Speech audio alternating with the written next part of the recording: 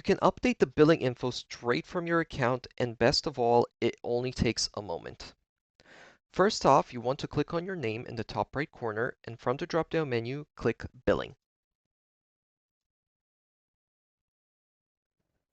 Below your name, click on the Add Payment button.